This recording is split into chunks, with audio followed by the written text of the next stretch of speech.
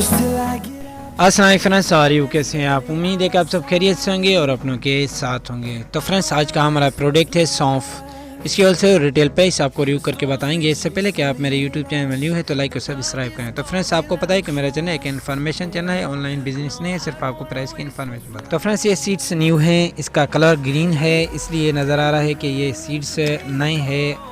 इस वक्त ये सीड से निकले हुए हैं। तो फ्रेंड्स, इसकी जो 1 kg की प्राइस है वो 800 रुपीज़ है, 800 रुपये। अगर आप 5 kg लेंगे तो ये आपको 3500 रुपीज़ तक मिल सकती है। Thank for watching my YouTube channel Kiran store information. तो फ्रेंड्स, आपको पता है कि मेरा चैनल एक इन्फॉर्मेशन चैनल है, ऑनलाइन बिजनेस नहीं है, सिर्फ आपको प्राइस की इन्फॉर्मेशन देनी है। डेली अपडेट के लिए आप मेरे यूट्यूब चैनल को लाइक और सब्सक्राइब करें और बेल आइकन जरूर प्रेस करें, बेल आइकन ऑल करें ताकि जो भी न्यू वीडियो मेरे अपलोड हो आपको नोटिफिकेशन तो फ्रेंड्स, तब तक के लिए इजाज़त दीजिए। मिलते हैं नेक्स्ट प्रोडक्ट के साथ। अल्लाह निगरान।